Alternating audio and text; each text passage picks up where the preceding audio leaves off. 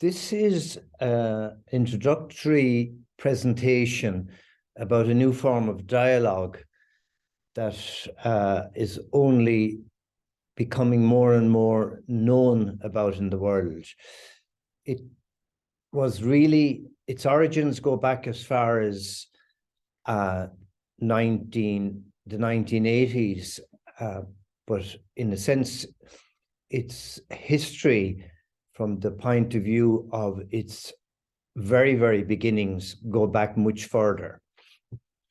It's a form of dialogue that puts emphasis on two important elements.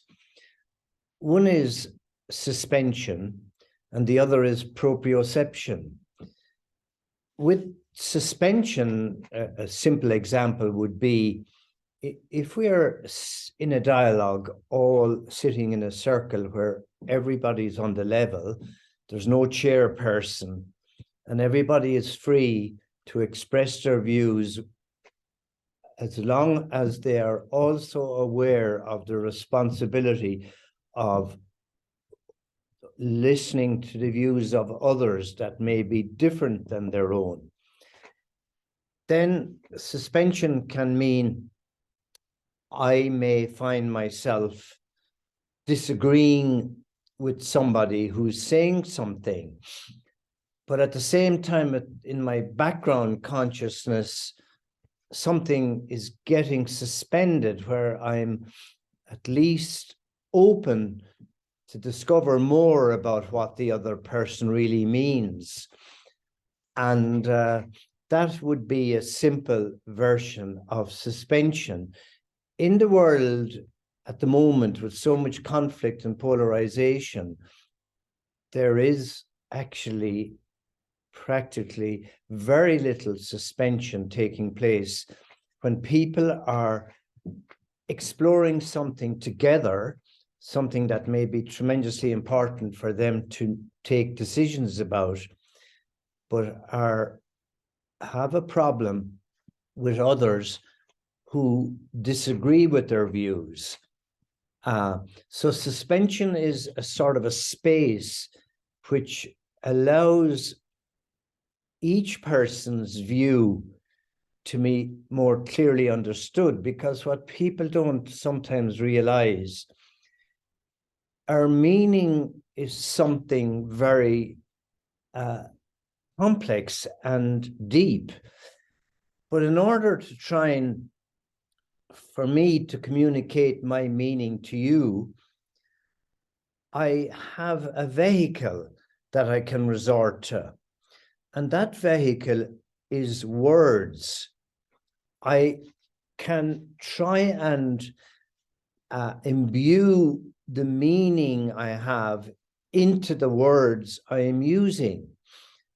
But meaning is beyond the words I am using, or the deeper aspects of my meaning will always exist way beyond the words I am using. And often that deeper meaning is something I myself will probably not be aware of. However, in the interaction between people, where there is respect for difference, other people can then point to the implications of what I'm saying, and I may then understand that there was a deeper meaning than even I was consciously aware of when I started to speak.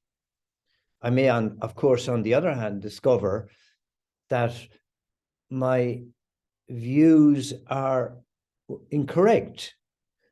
That's also a possibility. But in a dialogue culture, if there can be some respect for the importance of mistakes, mistakes are hugely, hugely important roads we can travel on to discover something much deeper that we would not have discovered if the mistake we hadn't made in the first place. But there's deep cultural influences that somehow program people into assuming there's something wrong with making mistakes. David Bohm, one of the pioneers of this new form of dialogue, once remarked, when somebody said, "Oh, something is wrong," he said, "No, it's not wrong, it's a mistake. But it's not a mistake to be wrong." And there's this powerful message in that, especially in the world that we now live in, where most people haven't had the opportunity to explore why is it that we have so much difficulty in communicating with one another, and especially when we have differences of opinion. The tragedy is even deeper because there is very little problem with communicating with people who have the same viewpoint as we have. Then that descends into what's called group mind. Nazism would be an example of that. However, there is a difference between collective intelligence and group mind. And to a large extent, the emergence of this new form of dialogue is actually, I think, essentially an attempt to expose the dangers of group mind, but also partake of the gifts of collective intelligence. So in my own experience of being introduced to this form of dialogue, I was living in California. I was going to university in San Francisco, and I attended a seminar by David Bohm in Ojai in Southern California. And it was 1989. And at that seminar, David Bohm spoke about this new form of dialogue that I hadn't encountered before. When I came back to live in Ireland in 1990, I started a dialogue group. And this leads me in to say something about the other element, which I haven't really said much about yet, which is proprioception. So in Ireland at the time, the only way I could start to discover what this new form of dialogue was that I had to just plunge right in and initiate a dialogue group, which I did by inviting a number of people I knew who might be interested. So they came to the first dialogue meeting I organized at my house in Tramore in Ireland, where we were living at the time. And there was about 12 people. So at the beginning of that meeting, I had already decided I wanted to sit in one of the chairs that was sort of a bit in the background. And I probably was nervous, I'm sure, and somehow being a little bit in the background, I would sort of reduce my nervousness because I had no idea how to initiate this meeting.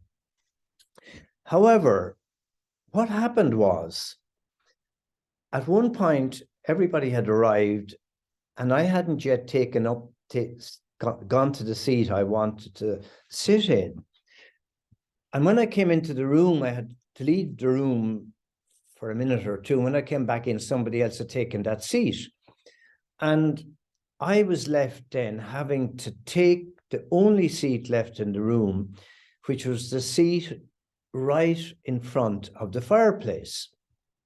So anyway, the meeting started and we were all in this process of trying to find our way. I said some things at the start to give some sense to the other people of the spirit of this form of dialogue. But in any case, what happened was, about halfway through the dialogue meeting, which was taking place for an hour and a half, one of the people at the meeting got very angry with me all of a sudden. And she said to me, "Look where you're sitting.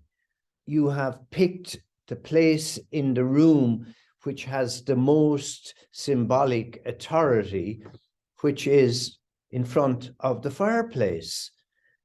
And I was really surprised, because I didn't even want to be sitting there. And this woman then was sort of perceiving that anytime I spoke in the dialogue, that somehow I was speaking down at people. But in any case, that is not what was happening. But the reason I'm mentioning that story is that it's probable that the woman who had the problem with where I was sitting may have had a problem, as a lot of people have, with authority. And sometimes women have problems with male authority, and males have problems with female authority. So unconsciously, the woman may not have been aware that what was taking place and was causing her annoyance was not something outside of herself, but something taking place within herself that she was not conscious of. So proprioception means that we have the capacity in certain situations to discover what we are up to that point unconsciously aware of. However, we cannot access that intentionally. It's not something I can suddenly sit here and say to myself, I now want to discover what's going on inside of me that's motivating what I'm saying, feeling, and thinking, but is unconscious. I have the freedom to ask the question, is there something inside me? But I don't have the power or the ability to consciously discover that. And I'm proposing neither do human beings in general. And that is not a problem,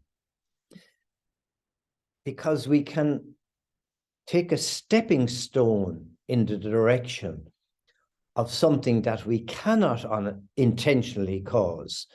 And that stepping stone is simply, what I can do is be open to the possibility that there are influences at work in me that I'm not aware of.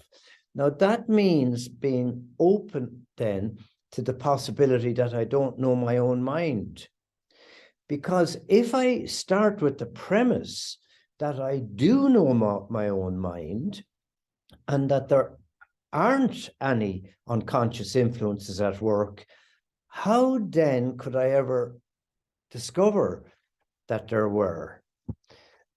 So somehow or another dimension of dialogue could be the exploration into, why is there a fear about even such a conversation, that we're all sitting down in a circle.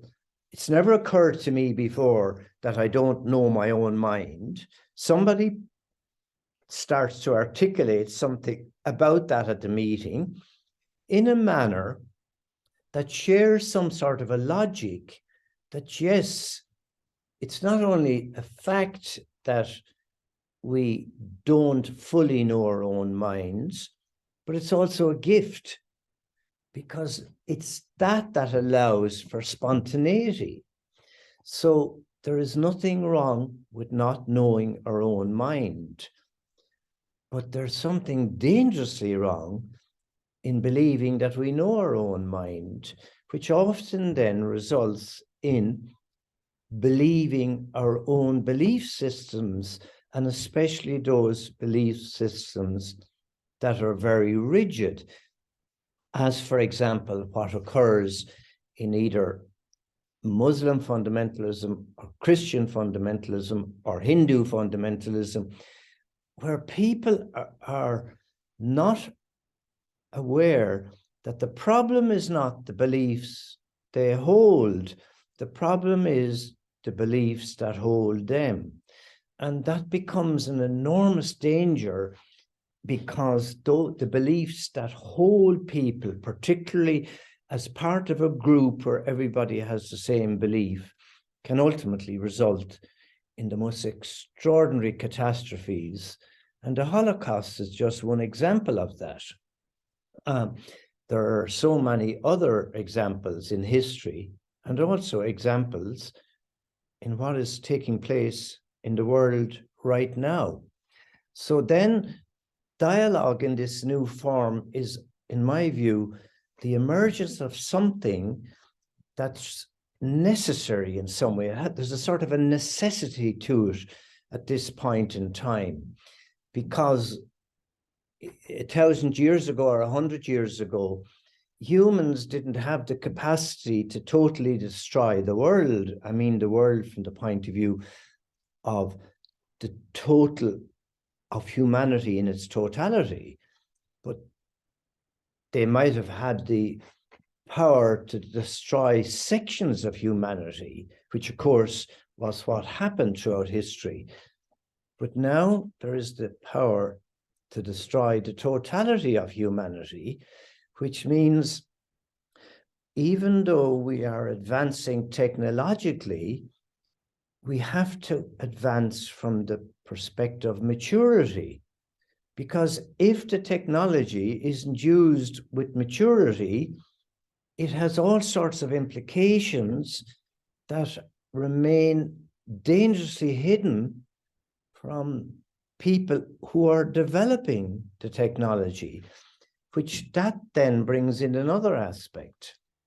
You see, one of the things people talk about artificial intelligence, but in my view, it's the wrong wording. It's not artificial intelligence, it's artificial knowledge. Knowledge and intelligence are two very different things. Apparently, the root of the word intelligence comes from the Latin intelligere, which means actually, historically or etymologically, the ability to read between the lines. So knowledge and intelligence are two different things. And a story I sometimes tell to communicate that difference is as follows. Apparently during the Ming Dynasty in China, a couple of centuries ago, there was a city, and in this city, there was a university, and in this university, there was a professor who was very learned in knowledge, but he became aware that up on the mountain that happened to be located beside this city, there was rumors that up in that mountain, there existed a very wise man called Nanin. So the professor then decided that in order to actually gain some of this wisdom that this man, Nanin, was reputed to possess, the professor decided to travel up the mountain to see could he find where Nanin lived. So eventually he came across this little cabin, and he thought maybe this is where Nanin is living. And he knocked at the door and he said, "Is this Nanin's house?" And the person who opened the door said, "Yes, I am Nanin. Please come in." So the professor went in, and Nanin, which is a big tradition in China, the tea drinking. So Nanin, anyway, sat the professor at the table in his kitchen and sat himself across the table and put his cup, his own cup, at that side, and put the professor's cup on the table across from him. Then Nanin goes out, boils the kettle, makes the tea, and comes back in and stretches over with the teapot to where the professor is sitting and pours in the tea into the professor's cup. Except when the cup is already filled, Nanin continues to pour into that cup, and the tea pours out over the top of the cup onto the saucer, fills the saucer, pours onto the table, and pours down over the professor's pants that he's wearing. And the professor is getting exasperated at Nanin. And he says, "What are you doing? Look at what you're doing. My pants is already covered in tea." And then Nanin said to him, "You see, the problem you have is that you are full of knowledge. And when I give you my wisdom, the knowledge can't enter because, or the wisdom cannot enter because you're already full of knowledge. So I'm using the cup to symbolize something. If you want to receive my wisdom, first empty the cup." So the professor obviously realized a profound event that had just occurred in his life. And perhaps at that moment became aware for the first time, there is a huge difference between knowledge and intelligence. And there's also a problem if that difference is not noticed or not recognized. People with lots of knowledge and university degrees, which is important, knowledge is important. The problem is, and my experience of having graduated from 2 different universities, was that I noticed that people were falling into the trap that the more learned they were about knowledge, the more they assumed they were becoming more intelligent.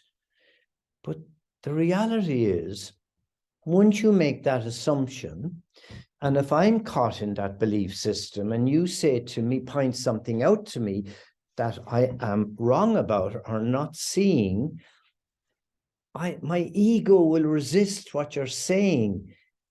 In other words, I will resist because I will have such an assumption about how intelligent I am, and it may be a very false or limited, at least, assumption.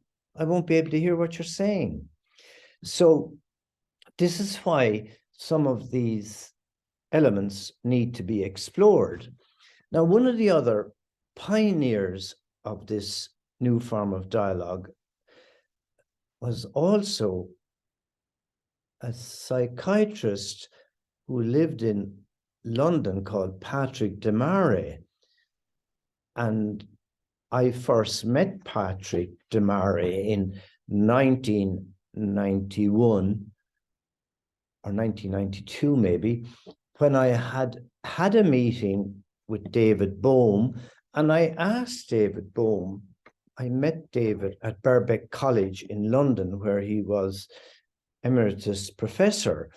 And I asked him in that meeting, who did I need to talk to in addition to himself that would allow me to have more of a deeper understanding of this radically new development that David Bohm had described as being the germ of something new, this new form of dialogue. And David Bohm said, "You must talk to Patrick DeMare."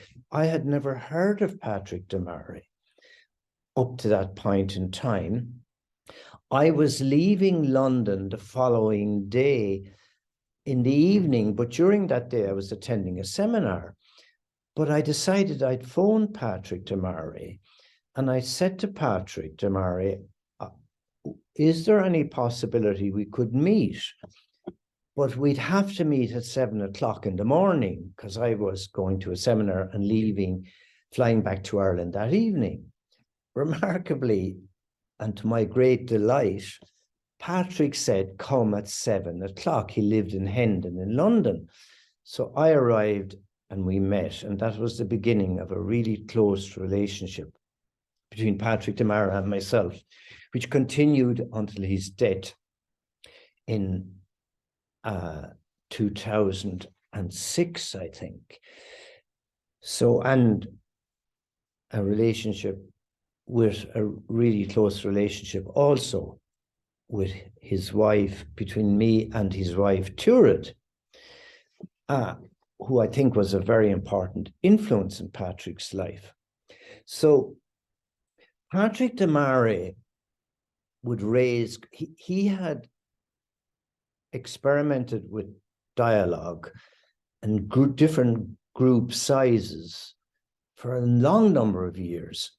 And for example, he had also experimented that creating an environment that instead of a one-to-one therapy session with his patients, he created an environment where a number of his patients and himself would come together and sit in a group circle where each person was free to say whatever they liked. This led to an extraordinary discovery. And the discovery was because when the patients were talking, a lot of the time they were talking about the influences the outside world was having on them, not just talking about their own psychiatric condition.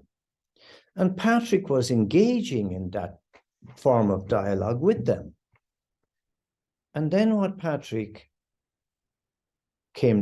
told me and many others, he realized, you see, the problem is not that there is sort of psychiatric or mental imbalances in individuals. He discovered that society itself had mental imbalances. And of course, that's a huge statement. And he realized that society has to find a way of attending to its own mental imbalances. And then another thing Patrick said, which is very important, he asked a question: how is it that intelligent people create such horrific cultures or environments?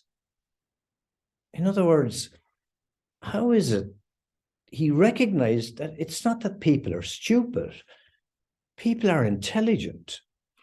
But for some reason, even though we are intelligent, we create environments that are very unintelligent.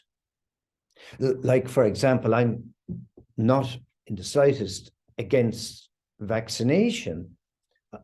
However, I was really shocked that in the last 2 years, the culture that got created, or the environment that got created by those who had the power to decide the environment that would get created in response to the challenge of the pandemic, it was an environment in which group mind was dominant. In other words, there was the censorship of voices. I don't mean crackpot conspiracy theorists, but voices of professors and other learned people who were expressing a different view than was being expressed by those who were controlling the narrative. They were being censored.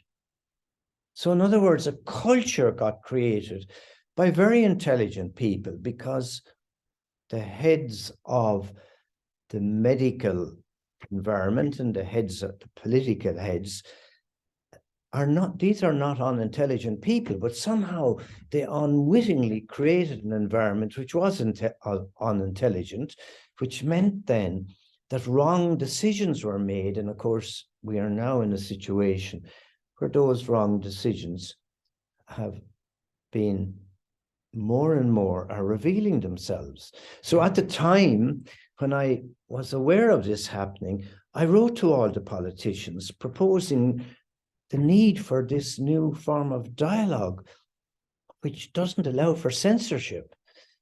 And I wrote to all the media, and I wrote a second time when I was getting more and more concerned that there wasn't this type of communication taking place that was absolutely essential. Now, the only thing is, there is a potential advantage in what went wrong, but that advantage can manifest if now people are sort of brave enough and courageous enough to look at what happened. We cannot change history, but we certainly can learn from it. And if people are able, and the powers that be are able to, with courage, look at the mistakes, so-called mistakes they made, then the next time around, something maybe far more serious than COVID is facing the human race, there is the possibility then of creating an environment that's intelligent and able to come to intelligent responses in meeting such a challenge. That, in a sense, I feel, is why this new germ, which David Bohm said this new form of dialogue is, and personally, I also very strongly agree with that. That's why it needs to be explored. But also, in my view, because it's the germ of something new, even those of us who are involved in exploring this dialogue, we have to be also open to misunderstandings that may have taken over our thinking that we haven't yet discovered. Like, for example, you see, if David Bohm died in 1992, if David Bohm was still alive, he would have then been continuing to explore this new form of dialogue. So he may have made discoveries, for example, that would have him saying something maybe different, or saying it in a different way than what he said while he was alive. Like, I'll give you an example of what I think, because David Bohm was such a creative individual, his understanding would have expanded. What are we really talking about then? What's the need? The need is for the transformation of our understanding.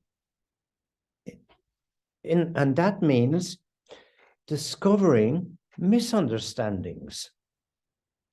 You see, David Bohm, for example, used to say that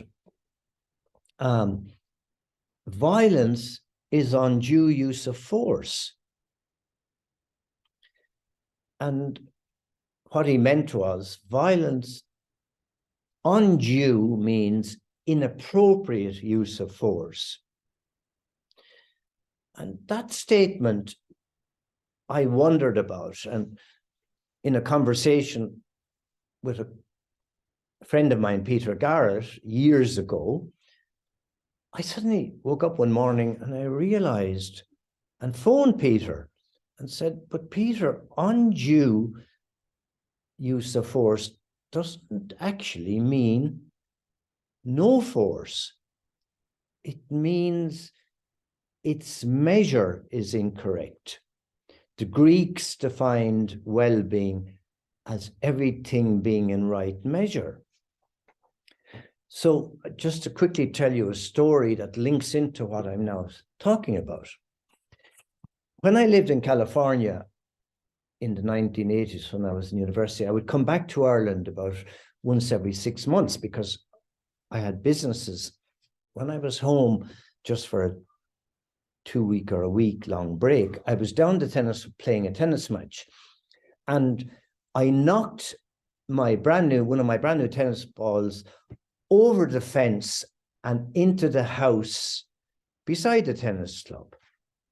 Now, I was already aware that the owner of that house, the man that owned the house, was very unfriendly. And when the youngsters would knock their tennis balls over the wall, he would never return the tennis balls. And at that, in Ireland at that stage, these tennis balls are expensive. But I said to myself, to heck with that, I'm going to go out of the club, sneak in his driveway, and I'm sure the ball might be visible. But when I went into his house and into the little garden on the front, there was no sign of the tennis ball. And then I suddenly realized it's probably at the back of the house it's after going to, in his back garden. And I'm standing there wondering, will I sneak around to the back of the house, grab the ball and make a run for it? And as I'm pondering that question, his front door opens. And there's this quite large 18 or 19-year-old son has opened the door, the man's son. And I say to him, can I please go around the back and get my tennis ball? And he very aggressively said, not a chance or no way or whatever. And then I said to him, well, is there any possibility you would go around the back of the house and get the tennis ball? And he once again got sort of aggressive and told me, not a chance, no way. And right at that moment, as I stood in front of him and was about to turn around and leave, spontaneously, my anger surfaced. And I started to say, that is the most stupid thing. And without relaying exactly how I responded, which would involve some curse words, which I better not use, I got really, really expressed my anger and said this was the most stupid thing I have encountered, and it's such an abuse. And I turned around and started to walk away. And with that, I heard this sort of gentle voice saying, well, hang on a second there and I'll get you the ball. So he goes around to the back of the house, picks up the tennis ball, comes around to the front where I'm still standing, and hands me the tennis ball. And there is like a friendship underlying the interaction between us. He's handing me the tennis ball in a friendly manner. So I say, well, look, thank you very much. And I turn around and I started to walk out to go back to the tennis court. And I'm bemused and I'm wondering what's after happening there. And what occurs is I have an insight. It's not a fact that what my insight told me is a definite fact, but it is a fact that this is what came to me in that insight. And the insight I had was that in some way, my anger somehow that I'd expressed at that moment, I was being true to myself. I was somehow free of all this stuff about political correctness and detachment. I was true to myself. And it occurred to me, because I was true to myself, I triggered in him something where he was then at that moment able to be true to himself. And what I wondered was, at that moment, was he then, after freeing himself from the very almost tyrannical behavior his father was engaging in? And in other words, he, at that moment, may have become free of his father. And in being free of his father, he could then be himself. This was what I had wondered, and it was what made a certain amount of sense. So coming back to this statement by David Bohm that violence is undue use of force, when I called Peter Garrett and phoned him, I said, you see, Peter, undue not only means too much force then, it means too little force. And in some way, the force that exerted itself, I am proposing at that moment with that person and me, was somehow appropriate. It was at an appropriate level. And that meant then that it worked. So context is what defines what's appropriate. So in any case, for me, that was a very, very important moment, because I had been exploring in another charity I'm involved in. I had been exploring the subject of detachment. And I suddenly realized I had detached from some sort of ideal about detachment, which was really a different form of detachment, because I detached from that ideal.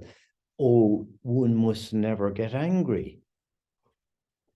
So it was a tremendous liberating moment in my life, and in a sense has contributed significantly over the years to my ability to defend myself, but also to defend others, especially those others that are not able to defend themselves. So that's just a story to try and convey the spirit of something. So dialogue then doesn't mean like that we're all engaging in the effort to have very harmonious conversation between one another. Sometimes we in this form of dialogue, the freedom to challenge one another is of crucial importance. There is one other thing I want to mention in ending, is that when I say this is a new form of dialogue, I don't mean that it's a better form than other forms. It's just different. But also, I don't mean there are two aspects to this new form of dialogue from my perspective. One is there's what I call the spirit of dialogue, and the other is the practice of dialogue. Practice being engaging in group dialogue with other people, all sitting in a circle. That's the practice. But it doesn't necessarily mean that one has to be involved in the practice of dialogue to be touched by the spirit of dialogue. So there are people I've encountered who have never attended one of these this type of dialogue meetings, but I've noticed they are touched by the spirit of dialogue. And there's always something very, there's a sort of tremendous openness I find in those sort of people. Also, it doesn't mean, of course, that if one engages in the practice of dialogue, one will be definitely touched by the spirit of dialogue. It may very well happen that one will, but it's not guaranteed. So in that sense, coming back then to different forms of dialogue, with regard to what form of dialogue is appropriate, context is what defines what is appropriate or not. So in one setting, one particular form of dialogue may be very appropriate, and in another context, a different form may be appropriate. And also, there are contexts in which it's not appropriate at all, any form of dialogue, in my view. So dialogue, it's not a claim that this new form of dialogue is the solution to all our problems. That would be a wild claim to make. So, a story again. I introduced dialogue in the 1990s, having explored it. I introduced it into my business, my company. And it was a very important thing to introduce because it did totally humanize the culture of the company.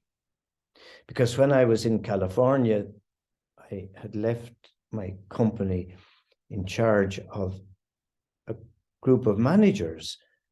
But then I discovered when I came back from California that two of those managers had sort of created a very, very destructive culture in the company, which was making life a misery for the staff. And that was, I addressed to the best of my ability when I returned. But one of the things I did in order to address that, I invited everybody to participate in dialogue meetings, including the two managers who had somehow made life a bit of a misery for the staff when I was away in California for the 3 years. And then what happened was, because my understanding in those years of this new form of dialogue was quite limited, as my understanding of this new form of dialogue will always be limited. That's the mystery of understanding.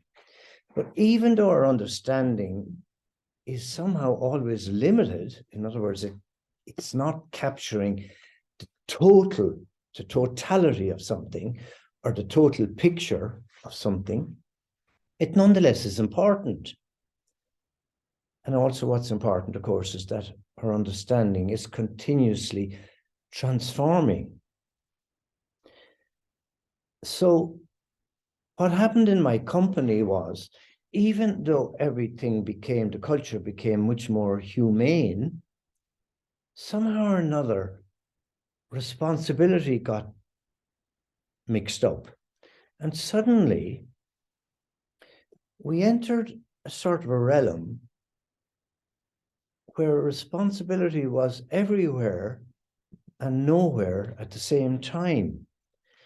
And we lost a decisive age, which comes when there are the necessity for hierarchical structures.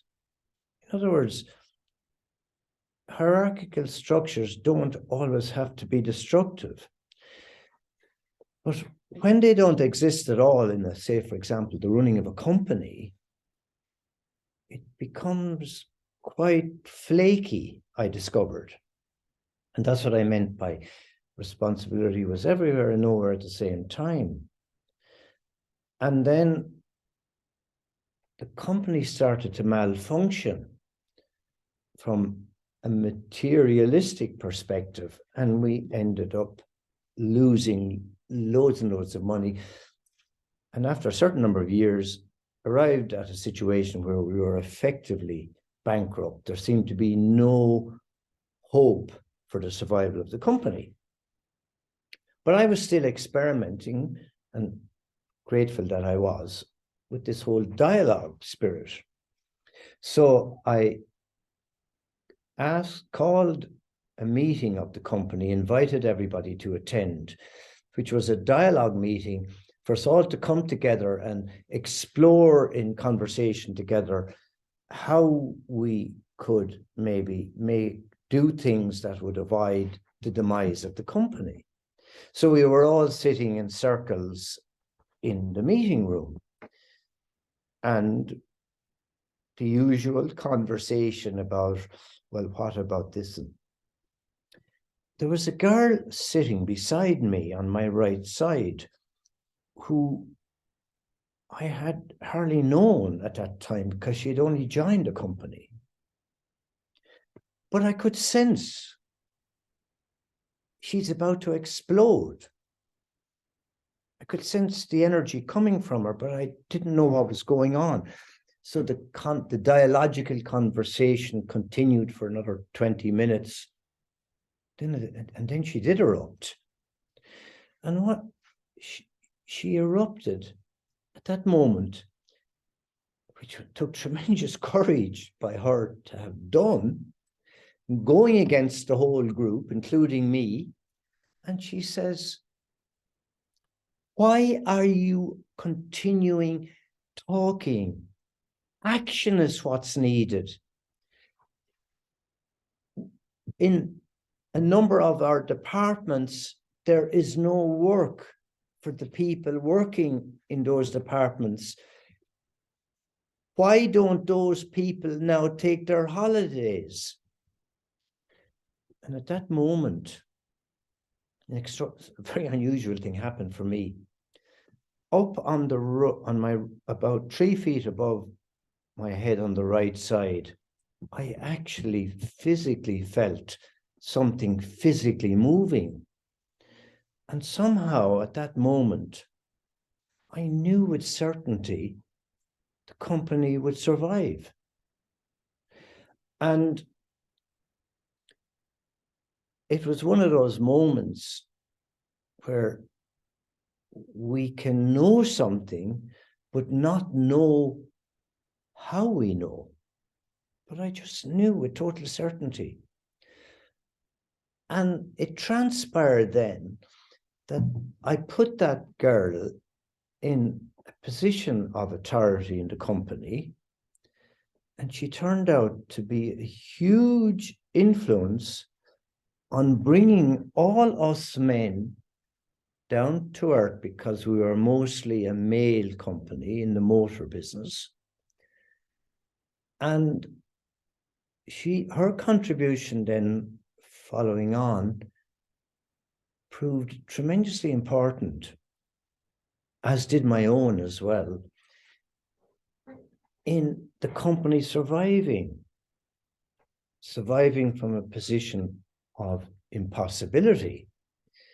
And that's all these years later, the company and my business is in a very strong position. So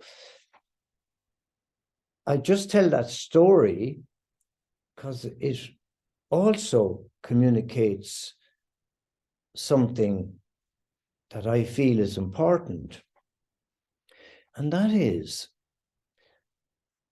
the courage becomes the central requirement, because it takes courage to go against a group.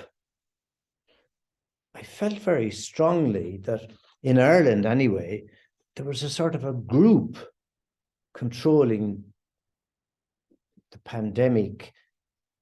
And I'm not they were under such pressure. I can understand mistakes they would have made. But I also had the suspicion that there were some very forceful people operating in that group who was controlling the decision-making process about the pandemic. And I have the suspicion there was other people who somehow in that group that may have known mistakes were being made, but weren't able to speak up or weren't able to stand up and be counted. So this is another element in this new form of dialogue. The courage to not only speak out, but also being able to discover more and more you're right to speak out. It's not that you have the necessity to be right, but you have the right to speak out. And that right then can, with time, with people exploring together, be much more fully respected. And consequently then, the group avoids the trap of falling back into some safer space where we're all harmoniously agreeing with one another. It does require the space and the respect for difference